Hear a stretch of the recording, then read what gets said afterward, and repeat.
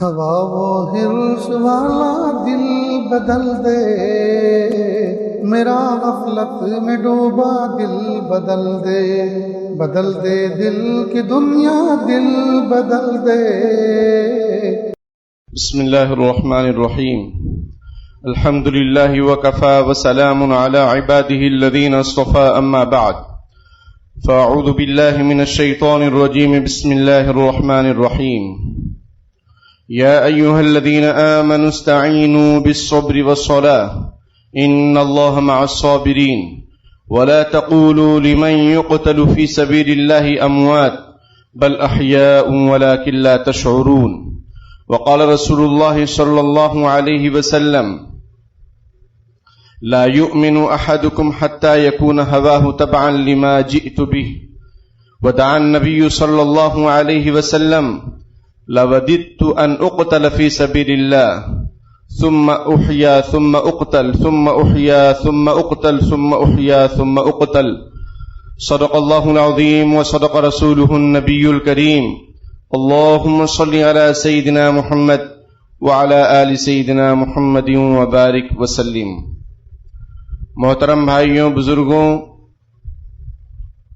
آج 10 محرم الحرام 1448 ہجری ہے۔ آج کا دن ایک عظیم الشان تاریخی دن ہے کہ جس دن اللہ تبارک و تعالی نے حضرت موسیٰ علیہ السلام کو فرعون سے نجات دی۔ اس لیے حضرت موسیٰ علیہ السلام اس دن روزہ رکھا کرتے تھے 10ویں محرم کو۔ نبی اکرم صلی اللہ علیہ وسلم کو معلوم ہوا مدینے کے اندر ہجرت کے بعد، تو آپ صلی اللہ علیہ وسلم نے ارشاد فرمایا کہ نحن احق بموسیٰ منکم، کہ موسیٰ علیہ السلام کے ہم زیادہ حقدار ہیں۔ مطلب یہ کہ موسیٰ علیہ السلام پیغمبر ہیں، رسول ہیں، اور توحید پر چلنے والے ہیں، صحیح راستے پر چلنے والے ہیں، اور رسول اللہ صلی اللہ علیہ وسلم خود بھی پیغمبر، رسول، بلکہ امام الانبیاء، اور تمام رسول آپس میں ایک ہیں۔ لا نفرق بین احد من رسلی، قرآن یہ کہتا ہے ہم کسی رسول کے درمیان کوئی تفریق نہیں کرتے ہیں۔ اہل ایمان کی یہ شان ہونی چاہیے۔ تو حضور نے فرمایا کہ عاشورے کا روزہ ہم رکھیں گے۔ پھر آپ صلی اللہ علیہ وسلم کو معلوم ہوا، بلکہ آپ صلی اللہ علیہ وسلم نے یہ چاہا کہ یہود چونکہ 10ویں محرم کا روزہ رکھتے ہیں تو ہم ایک دن پہلے بھی روزہ رکھیں گے۔ حضور نے فرمایا لأصمن التاسع، کہ میں اگر زندہ رہا آئندہ سال تو میں 9ویں محرم کا بھی روزہ رکھوں گا، تاکہ ان کی مخالفت ہو یہودیوں کی، کیونکہ یہود 10ویں محرم کو روزہ رکھ رہے ہیں۔ لیکن آپ صلی اللہ علیہ وسلم کا انتقال ہو گیا اسی سال میں۔ تو اسی لیے علماء نے یہ مسئلہ بیان کیا ہے کہ 9-10 روزہ رکھے جائیں یا 10-11 روزہ رکھے جائیں، تاکہ آپ صلی اللہ علیہ وسلم کی جو چاہت تھی وہ پوری ہو۔ بلکہ خود حضور نے فرمایا ہے کہ صوموا یوم عاشوراء، کہ 10ویں محرم کا روزہ رکھو، وخالفوا فیہ الیہود، اور یہود کی اس میں مخالفت کرو، صوموا یوما قبلہ او صوموا یوما بعدہ، کہ ایک دن پہلے روزہ رکھو یا ایک دن بعد روزہ رکھو، 9-10 محرم روزہ رکھو یا 10-11 محرم روزہ رکھو، تاکہ ان کی مخالفت ہو۔ تو ہمیں اس کا اہتمام کرنا چاہیے۔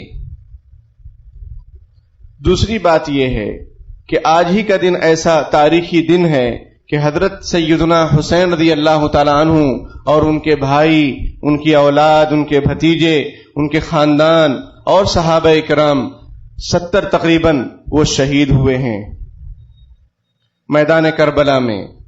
اسلامی حکومت کے اندر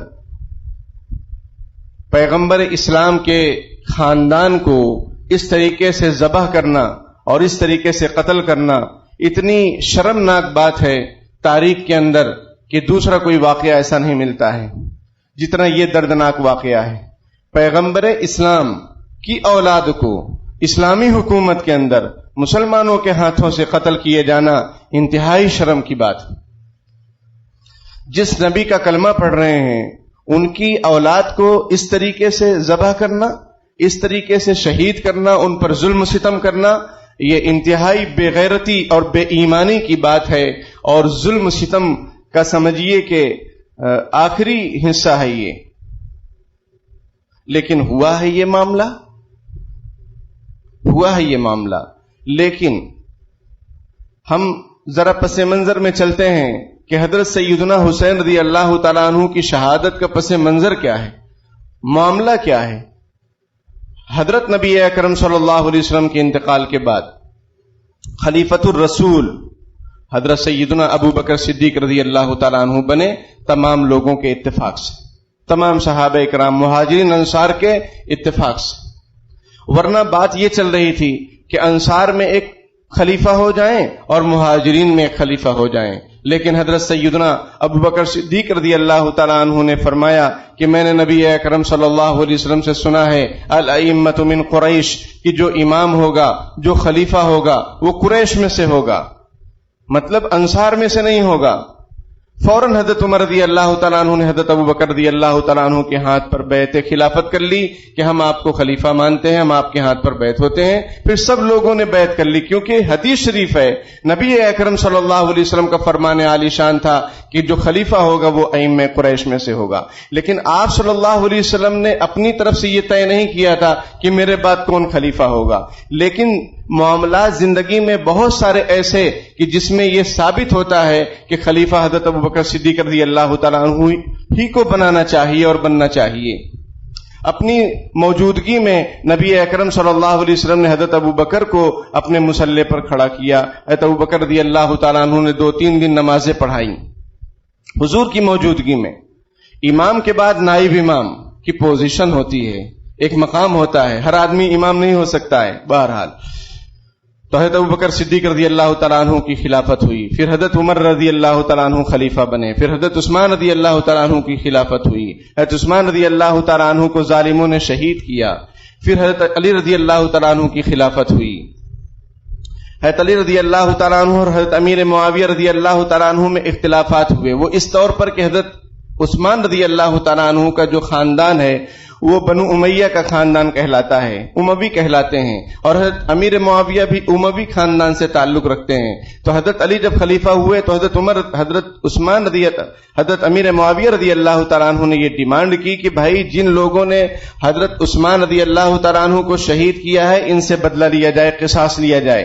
حضرت علی نے فرمایا کہ ابھی میری حکومت، یعنی ابھی میں نیا خلیفہ بنا ہوں، ابھی ماحول ایسا ہے کہ اس موقع پر ان سے جو ہے مقابلہ کرنا یہ اور زیادہ خلافت کو منتشر کر دے گا، ذرا ٹھہرو پھر انشاءاللہ ان سے مقابلہ کیا جائے گا۔ لیکن وہ اختلافات بڑھتے گئے اور حضرت امیر معاویہ رضی اللہ تعالیٰ عنہ حضرت علی رضی اللہ تعالیٰ عنہ کے درمیان بھی جنگ ہو گئی، جنگ صفین اور جنگ جمل سن میں آئی۔ حضرت عائشہ رضی اللہ تعالیٰ عنہ حضرت امیر معاویہ رضی اللہ تعالیٰ عنہ کے ساتھ تھیں اس موقع پر، لیکن یہ صحابہ کرام میں جو جنگ ہوئی یہ رائے کا اختلاف تھا، کوئی ایک دوسرے کو جہنمی یا جو ہے کسی ایک دوسرے کو گالیاں نہیں دیتے تھے، بلکہ ایک دوسرے کا احترام، عزت، لیکن رائے کا اختلاف ہو گیا، اور جنگ بھی جو ہوئی وہ دشمنان صحابہ اور دشمنان اسلام کے نتیجے میں ہوئی۔ جیسا کہ ہم سب کو معلوم ہے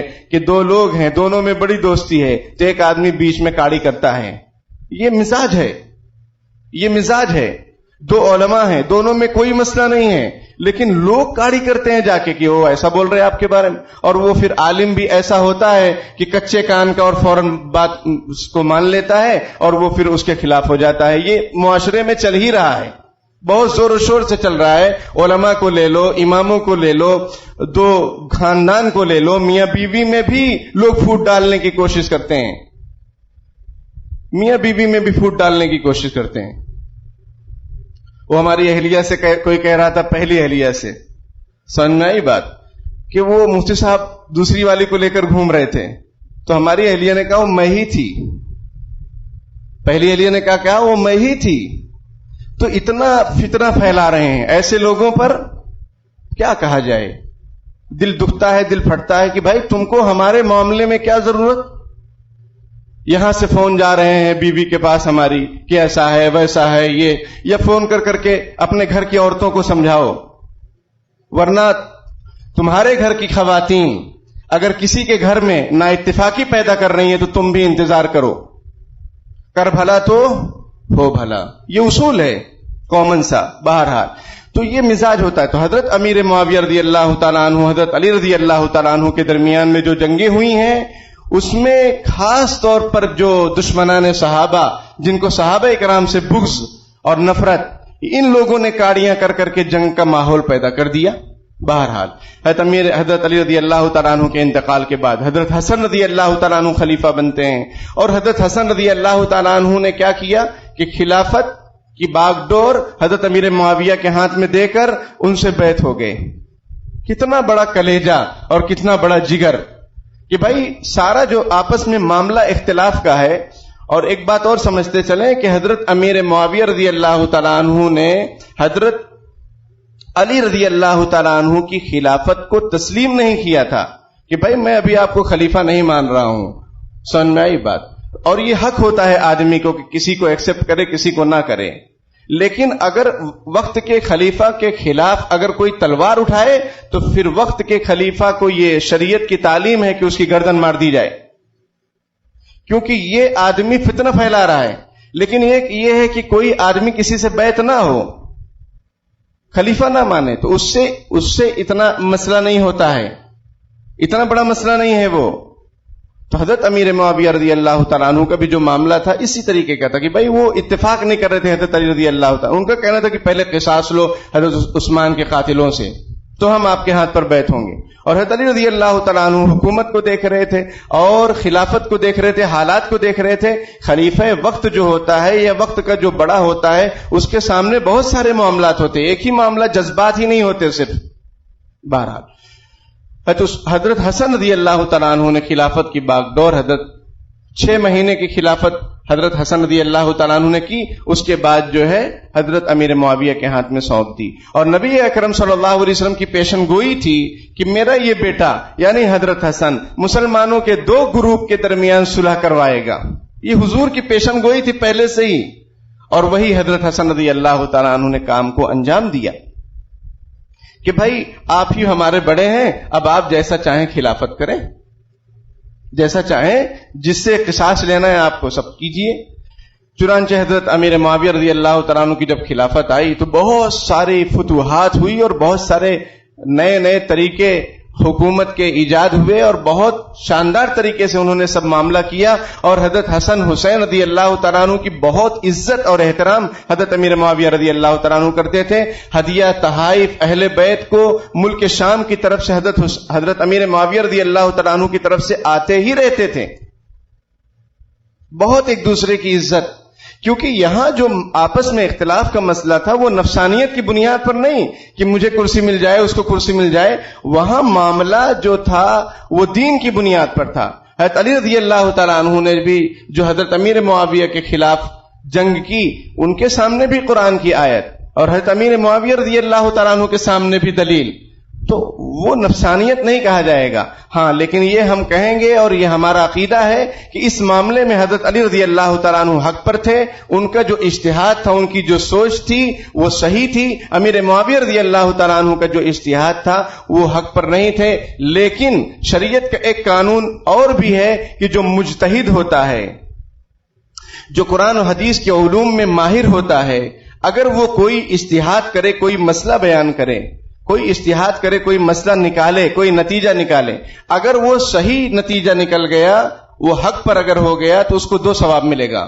اور اگر مجتہد سے غلطی ہو گئی جیسے حضرت امیر معاویہ رضی اللہ تعالیٰ تو اس کو 1 ثواب ملے گا، اس کو 1 ثواب ملے گا. یہ آپ صلی اللہ علیہ وسلم کی حدیث ہے. اسی لیے یہ قانون ہے اور یہ عقیدہ ہے کہ ہماری زبان سے حضرت امیر معاویہ رضی اللہ تعالیٰ عنہ کے بارے میں کوئی نازیبا لفظ کہنا ہمارے لیے جائز نہیں ہے. وہ صحابی رسول ہیں، وہ کاتب رسول ہیں، وہ نبی اکرم صلی اللہ علیہ وسلم کے برادر نسبتی ہیں اور امت کے ماموں ہیں. یعنی ان کی بہن حضرت ام حبیبہ رضی اللہ تعالیٰ عنہ ہماری ماں ہیں. ماں کا بھائی کیا ہوتا ہے؟ ماموں ہوتا ہے. بات سمجھ رہے ہیں؟ کسی کو حق نہیں، کیونکہ وہ بھی مجتہد، حضرت علی بھی مجتہد. لیکن ہمارا جو عقیدہ ہے اور اس پر متفقہ فیصلہ ہے امت کا وہ یہ کہ حضرت علی رضی اللہ تعالیٰ عنہ اس وقت حق پر تھے، لیکن حضرت امیر معاویہ سے جو چوک ہوئی اس پر بھی انہیں ایک نیکی ملے گی، حضرت علی کو 2 نیکی، ان کو 1 نیکی. بات سمجھ رہے ہیں؟ اب حضرت امیر معاویہ رضی اللہ تعالیٰ عنہ کے انتقال کے بعد یزید مسلمانوں کا خلیفہ بنتا ہے. اب اس کی طرف سے لوگ آتے ہیں کہ بھائی حضرت یزید کی طرف سے جو ہے ہم بیعت کر رہے ہیں، مدینہ میں بھی لوگ آ رہے ہیں، جگہ جگہ جا رہے ہیں. کچھ صحابہ کرام یزید کی خلافت پر متفق نہیں ہوتے ہیں، اس پر بیعت نہیں کرتے ہیں، اور یہ رائٹ تھا. جیسے ہمارے زمانے میں رائٹ ہے کہ بھائی ہم جس کو چاہے ووٹ دیں، چاہے تو نوٹا بھی دبا دیں. سمجھ میں آئی بات؟ تو بعض صحابہ کرام نے جیسے حضرت حسین رضی اللہ تعالیٰ عنہ اور بھی، تو ان لوگوں نے یزید سے بیعت، یزید کے ہاتھ پر یعنی آمنا سامنا تو تھا نہیں، وہ ملک شام میں تھا اور یہ لوگ مدینے میں تھے.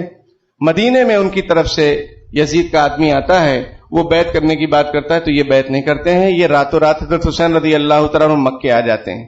اب ادھر کوفہ والوں کو یہ معلوم ہوتا ہے کہ حضرت حسین نے یزید کے ہاتھ پر بیعت نہیں کی، تو انہوں نے خطوط پر خطوط لکھے، بہت سارے خطوط، بہت تقریباً 40,000 خطوط لکھے کہ آپ آ جائیے کوفہ، ہم آپ کے ہاتھ پر بیعت ہوتے ہیں اور یہاں اسلامی اعتبار سے حکومت قائم کرتے ہیں.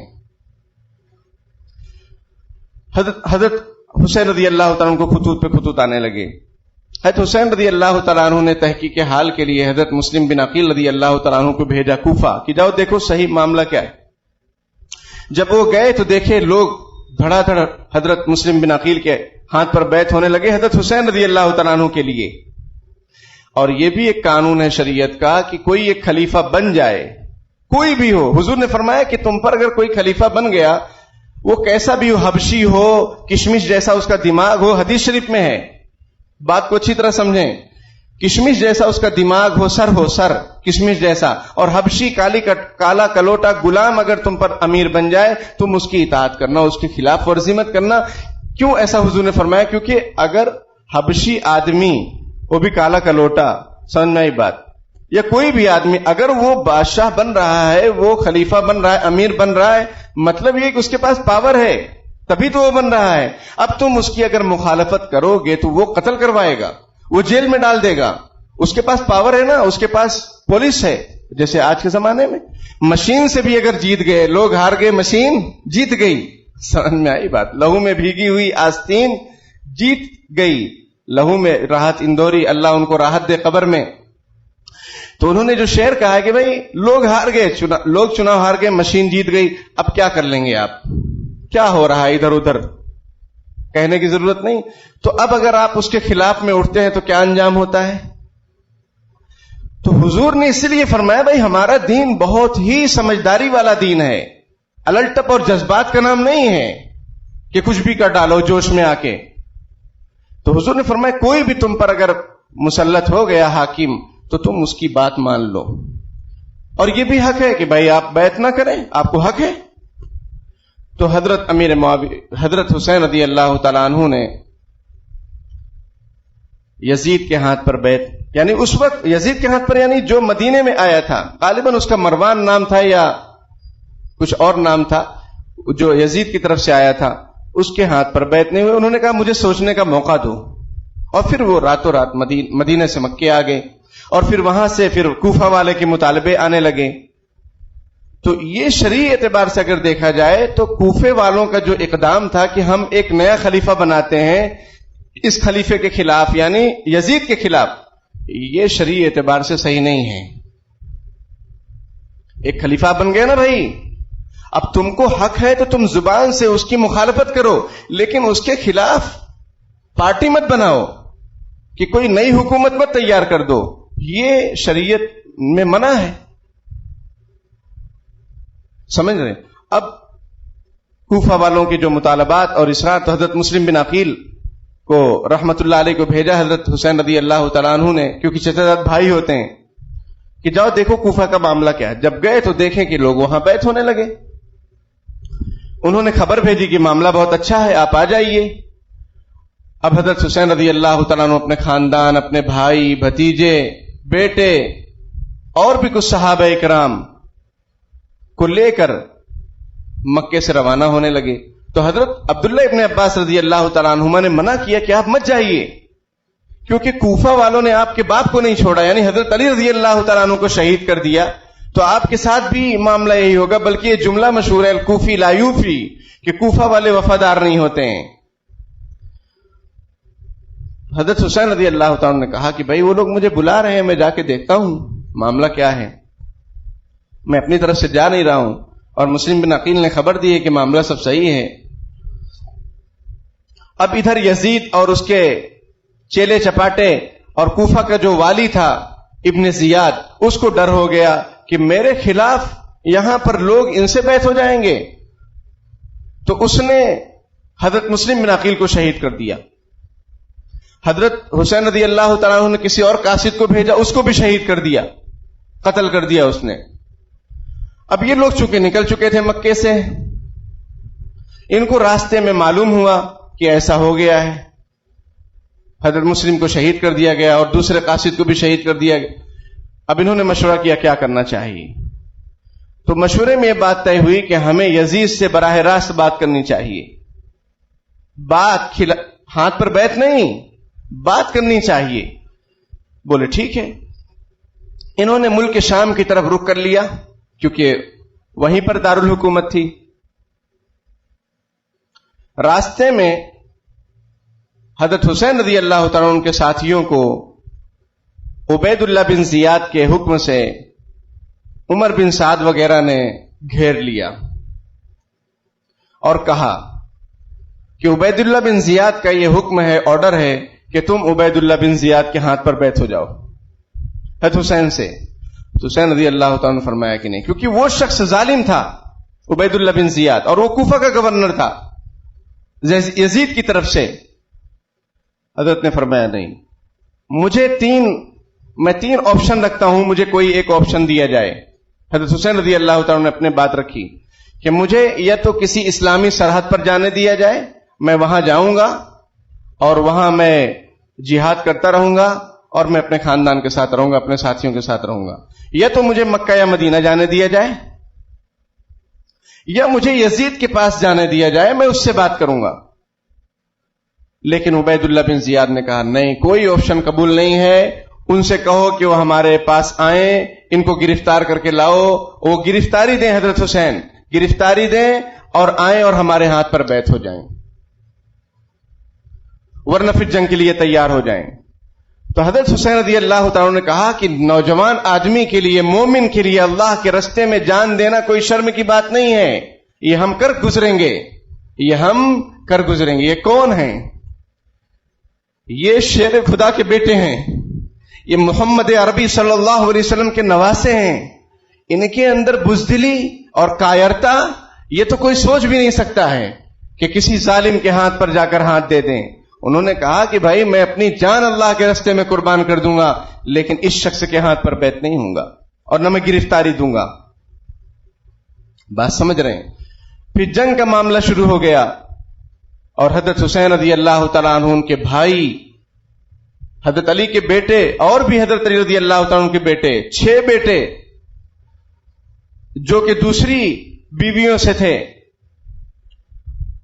وہ سب شہید ہوئے۔ حضرت حسین رضی اللہ تعالیٰ عنہ کے بیٹے، حضرت حسن رضی اللہ تعالیٰ عنہ کے بیٹے اور بھی صحابہ کرام، یہ سب بھی اس جنگ میں شہید ہو گئے۔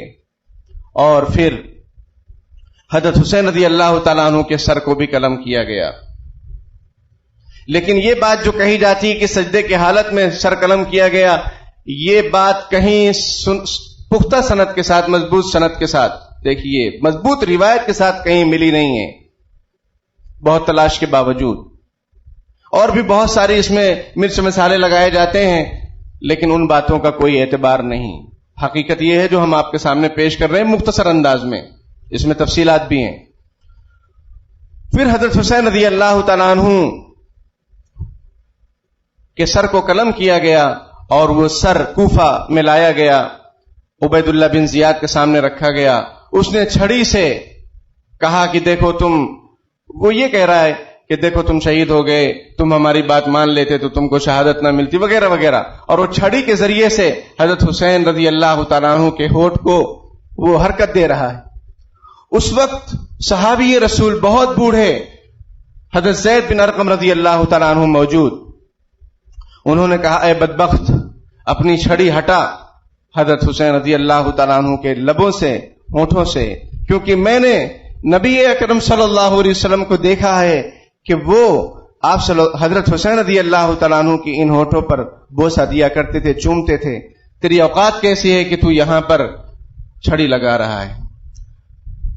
بہرحال پھر جو اہل بیت میں جو خواتین تھیں اور ایک بچہ حضرت حسین رضی اللہ تعالیٰ عنہ کے بیٹا علی اوسط، یہ بیمار تھے، یہ بچ گئے تھے. اور انہی سے حضرت حسین رضی اللہ تعالیٰ عنہ، حضرت فاطمہ رضی اللہ تعالیٰ عنہ اور آپ صلی اللہ علیہ وسلم کی نسل انہی سے چلی ہے. ان کا نام امام زین العابدین ان کو کہا جاتا ہے، ان کا نام علی بن حسین ہے رحمت اللہ علیہ. پھر اہل بیت اور جو کچھ یہ بچے تھے ان سب کو ملک شام لے جایا گیا. وہاں یزید کو معلوم ہوا، اس نے افسوس کا اظہار کیا، لیکن اس بدبخت نے قاتلان حسین اور ان کے پورے خانوادے کے جو قاتلین تھے ان سے اس نے قصاص نہیں لیا، اس لیے وہ بھی برابر کا شریک ہے اور وہ بھی ظالم ہے یزید. کیونکہ بھائی تو حکومت میں ہے، تیری ناک کے نیچے یہ اتنا بڑا سانحہ ہو گیا، تو نے اس پر کیا کارروائی کی؟ کوئی کارروائی نہیں کی، افسوس کیا. اور یہ بھی بات پائے ثبوت تک پہنچتی ہے کہ اس نے آرڈر بھی نہیں کیا تھا کہ حضرت حسین رضی اللہ تعالیٰ عنہ کو شہید کیا جائے، اس کی طرف سے کوئی یہ بات نہیں تھی. یہ تو عبید اللہ بن زیاد بدبخت جو کوفہ کا والی تھا، اس نے جو ہے یہ سب آرڈر دیے تھے اور اس نے یہ قتل کروایا. کیونکہ ان کے خاندان میں آپس میں محبتیں تھی. حضرت امیر معاویہ حضرت حسن حسین کی بہت زیادہ عزت کرتے تھے، بہت زیادہ احترام. تو یہ معاملہ ہے. اب شہادت، پھر یزید نے کیا کیا کہ تمام اہل بیت کو بہت عزتوں کے ساتھ، احترام کے ساتھ مدینہ منورہ روانہ کیا. وہاں جب مدینہ یہ لوگ پہنچتے ہیں، سارے مدینے کے لوگوں نے یزید کی بیعت توڑ دی کہ یہ ظالم ایسا ہے، اس نے اس طریقے سے کیا خانواد رسول کے ساتھ. سب نے بیعت توڑ دی. اس کے بعد ایک اور جنگ ہوئی. جنگ مطلب ایک اور فتنہ ہوا جسے واقعہ حرہ کہا جاتا ہے، کہ مدینے والوں پر ظلم و ستم ڈھائے گئے کہ یزید کے خلاف کیسے ہو گئے.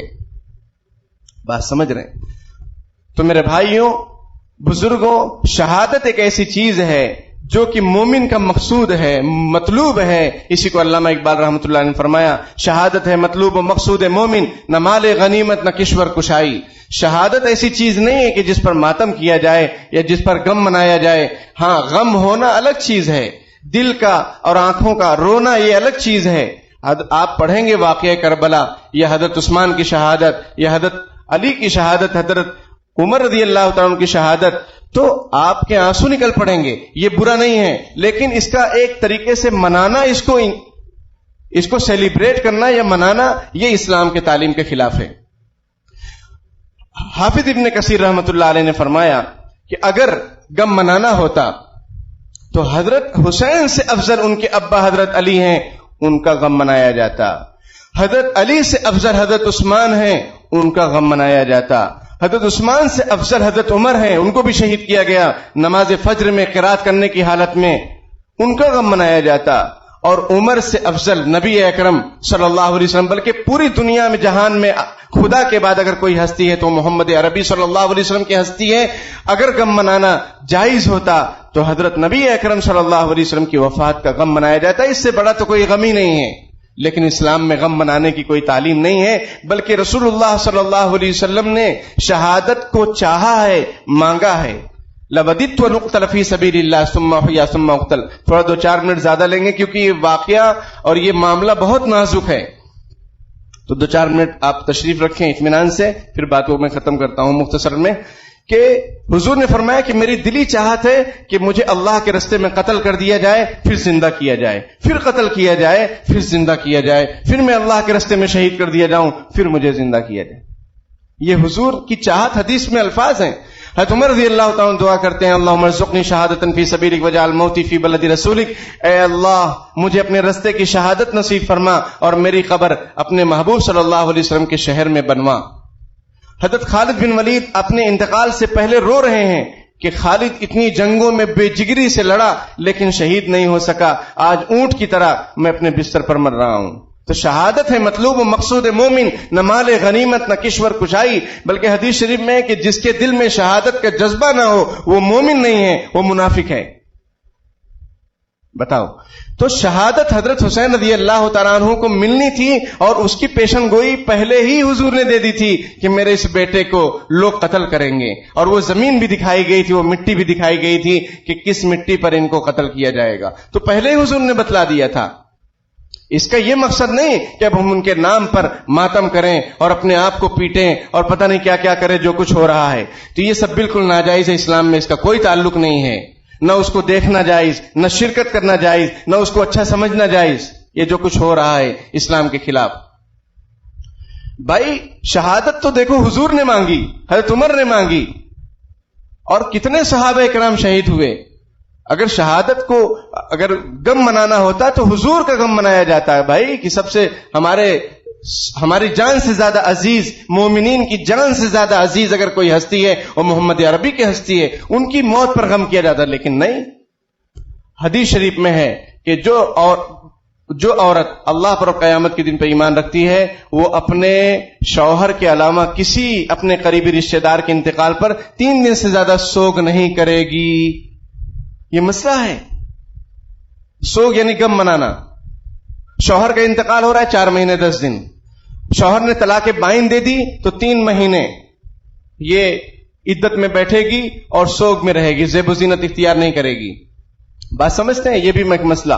اور اگر اس کے قریبی رشتہ دار کا انتقال ہو رہا ہے، ابا بیٹا کا انتقال ہو رہا ہے، 3 دن تک یہ زیب و زینت اختیار نہیں کرے گی عورت۔ مردوں کو تو سوگ کا کوئی حکم ہی نہیں ہے اسلام میں، مرد سوگ میں بیٹھیں گے تو کام کون کرے گا؟ عورتوں کے لیے یہ تعلیمات ہیں۔ اب ہم اتنے سالوں کے بعد اس کو سوگ کو منانا ایک مطلب سمجھو کہ شہر کے لیول پر، ملک کے لیول پر، یا یہ سمجھنا کہ اس دن کام کرنا جائز نہیں ہے 10ویں محرم کو، یہ بالکل غلط تصور ہے۔ اس مہینے میں شادی کرنا جائز نہیں ہے، بالکل غیر اسلامی بات ہے۔ کالے کپڑے پہننا، سوگ کرنا اسلام کی تعلیمات کے بالکل خلاف ہے۔ کون سا ایسا مہینہ اور دن ہے جس میں کسی کی شہادت نہ ہوئی ہو؟ آپ کیا کریں گے پھر؟ کیا کریں گے پھر؟ تو بہرحال یہ قصہ مختصر آپ کے سامنے ذکر کیا گیا۔ حضرت شیخ زکریا رحمۃ اللہ علیہ نے، حضرت علامہ یوسف بن نوری رحمۃ اللہ فرماتے ہیں کہ 10ویں محرم کو ہم لوگ حضرت شیخ زکریا رحمۃ اللہ علیہ کے پاس حاضر ہوئے تو حضرت نے پوچھا کہ بھائی تم نے شہدائے کربلا کے نام پہ کچھ ایصال ثواب کیا، کتنا قرآن پڑھے؟ سب چپ، حضرت رونے لگے، حضرت شیخ الحدیث مولانا زکریا رحمۃ اللہ علیہ، اور فرمایا کہ میں تو جیسے ہی محرم کا مہینہ شروع ہوتا ہے 1 محرم سے 10 محرم تک روزانہ ایک قرآن پڑھتا ہوں اور شہدائے کربلا کے نام ایصال ثواب کرتا ہوں۔ یہ کرنے کا کام ہے، لیکن انفرادی اکیلے اپنا کرو۔ حضرت شیخ نے یہ نہیں فرمایا آؤ بیٹھو ہم لوگ قرآن خوانی کرتے ہیں، حضرت نے اپنا معمول بتلایا کہ میں ان کو ایصال ثواب کرتا ہوں تاکہ ان کی روحیں خوش ہوں، کیونکہ وہ رسول اللہ صلی اللہ علیہ وسلم کی اولاد، اور ان پر اتنا ظلم و ستم تو حضور کو کتنی تکلیف ہوئی ہوگی۔ تو ہمیں پھر کیا کرنا چاہیے؟ ہمیں ایصال ثواب کرنا چاہیے، قرآن پڑھ کے، صدقہ خیرات کر کے، اور اس دن کیا کرنا چاہیے؟ روزہ رکھنا چاہیے۔